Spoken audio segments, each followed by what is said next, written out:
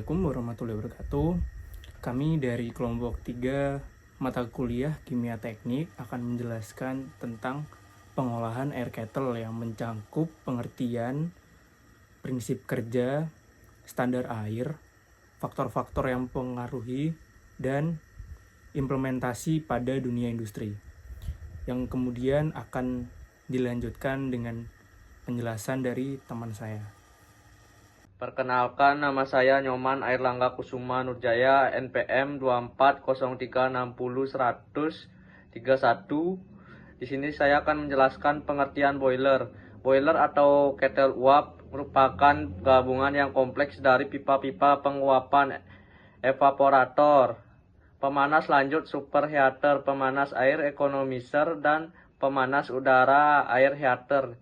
Pipa-pipa penguapan evaporator dan pemanas lanjut superheater mendapat kalor langsung dari proses pembakaran bahan bakar, sedangkan pemanasan air economizer dan pemanas udara air heater mendapatkan kalor dari sisa gas hasil pembakaran sebelum dibuang ke atmosfer.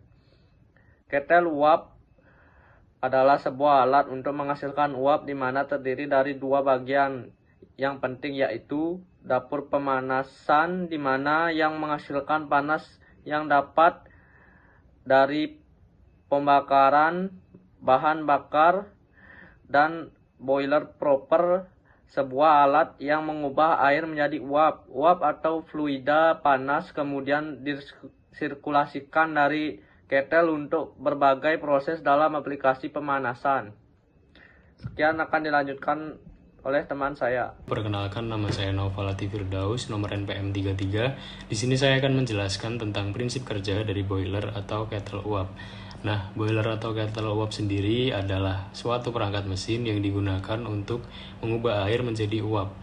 Nah, proses perubahan air menjadi uap di sini juga terjadi dengan cara memanaskan air yang berada di dalam pipa dengan memanfaatkan panas dari hasil pembakaran bahan bakar. Nah, panas ini juga terjadi karena pembakaran dilakukan secara kontinu di dalam ruang bakar dengan mengalirkan bahan bakar dan udara dari luar. Mungkin itu cukup dari saya, selanjutnya akan dilanjutkan oleh teman saya.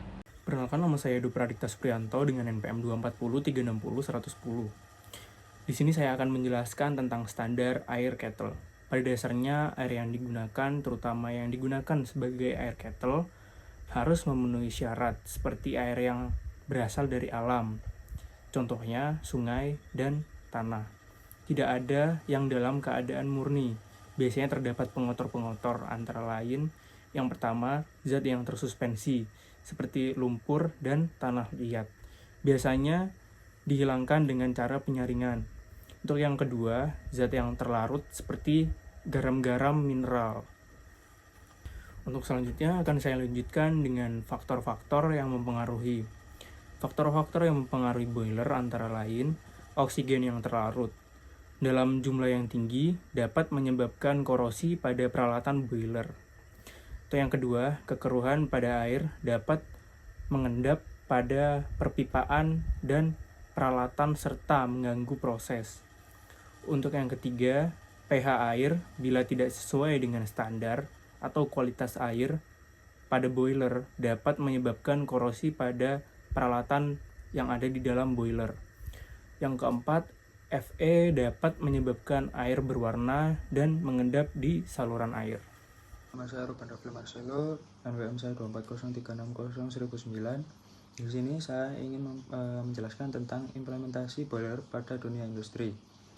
Salah satu proses penting pengelolaan energi panas adalah pemanasan material di dalam tangki boiler yang akan mengeluarkan energi panas, seperti dalam proses pemanasan minyak mentah atau pengolahan gas alam.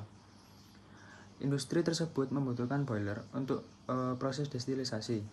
Proses pemanasan material ini harus dipantau secara kontinu pada operator dan sehingga dapat diketahui jika suhu dan tekanan di dalam tangki meningkat di atas ambang batas yang ditentukan oleh perusahaan tersebut atau operator tersebut.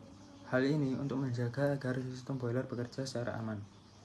Sekian materi tentang pengolahan air kettle dari kelompok kami. Wassalamualaikum warahmatullahi wabarakatuh.